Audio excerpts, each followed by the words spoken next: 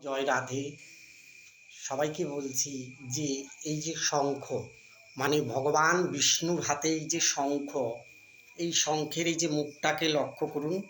যে ছোচালো অংশটা, মুখটা, যে মুখটাতে লাগিয়ে আমরা সবসময় শঙ্খ বাজাই, এই মুখটাকে সবসময় ভগবান শ্রীকৃষ্ণ বা বিষ্ণুর দিকে এইভাবে, ঠিক এইভাবে হচ্ছে বিষ্ণুর দিকে, মানে এখানে এখানে যা আমি এখন রেখেছি, কিন্তু সবসময় বিষ্ণুর দিকে মানে ভগবানের দিকে এই শঙ্খটাকে অবশ্যই রাখবেন।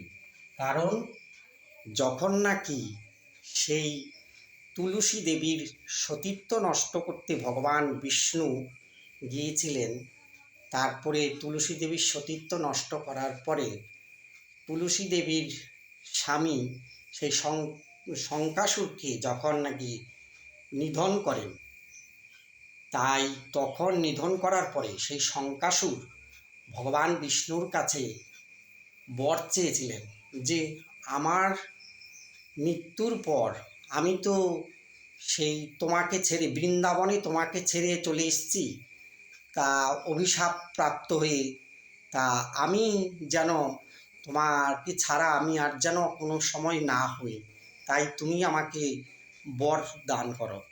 তখন ভগবান বিষ্ণু সেই তুলসী দেবীর সামনে শঙ্কাসুরকে বর দিয়েছিলেন যে তুমি কি বর চাও আমার কাছে। তখন শঙ্কাসুর বলেছিল যে আমি সদা সর্বদাই যেন তোমার ওই মুখামৃত, মুখের অমৃত মানে মুখামৃত যেন পান করি, মানে তোমার ওই প্রসাদ যেন আমি পাই, আর সদা সর্বদাই যেন তোমাকে দর্শন করতে পারি। এটাই হচ্ছে বলেছিলেন সেই আমার হচ্ছে দৈত্যগুরু শঙ্কাসুর।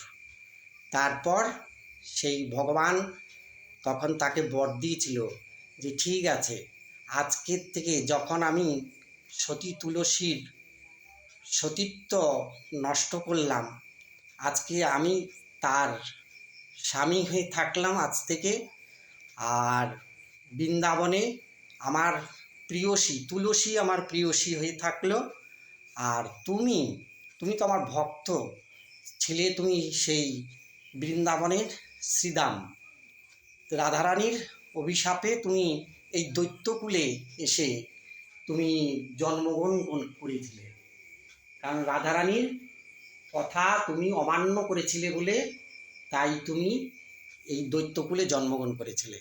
তাই ভক্ত যেমন ভগবানকে ছাড়া থাকতে পারে না, তেমনি ভগবানও ভক্তকে ছাড়া কখনোই থাকতে পারে না। তাই আমি তোমাকে আশীর্বাদ করি বা বর দিচ্ছি যে কোনো দিন আমাকে ছাড়া তুমি কোনো দিন হবে না, তাই আমার হাতে সদা সর্বদাই তুমি বিরাজ করবে। তাই আমরা দেখতে পাই যে ভগবান বিষ্ণু অবতারে যে শঙ্খ চক্র গদা পদ্ম, এই যে শঙ্খ তার হাতে বিরাজিত থাকে, তার হাতে সবসময় সেই শঙ্খ বিরাজিত থাকে। সেই শঙ্খ হচ্ছে তিনি যখন নাকি হচ্ছে সেই শঙ্খ বাজায়, তখন তার শঙ্খের মধ্যে তার যে মুখামৃত মানে মুখের অমৃত, তখন ওই শঙ্খ ভক্ষণ করে, এবং এই শঙ্খ সদা সর্বদাই ভগবানের শ্রীচরণ পদপাদ্যে দিয়ে তার মন এবং মতি মস্তিষ্ক হচ্ছে সদা সর্বদাই থাকে। আর তার জন্যই শাস্ত্রে আছে ওই শঙ্খকে সদা সর্বদাই, এই যে তার ছুচালো মুখটা, এই ছুচালো মুখটাকে ভগবানের দিকে মুখ করে রাখতে হয় সব সময়, যাতে সদা সর্বদাই তার সেই রূপটাকে যেন সে দর্শন করতে পারে। এভাবেই হচ্ছে সেই দৈত্যগুরু শঙ্কাসুরের মনোবাসনা পূর্ণ করেছিলেন আমার ভগবান সেই বিষ্ণু অবতারে সেই দৈত্যগুরু শঙ্কাসুর। তাই এটা সর্বদাই আপনারাও সদা সর্বদাই যখন শঙ্খ রাখবেন, ঠিক এরকম করেই হচ্ছে রাখবেন, তাতে ভালো হবে। হরে কৃষ্ণ, জয় রাধে, জয় শঙ্কাসুরের জয়।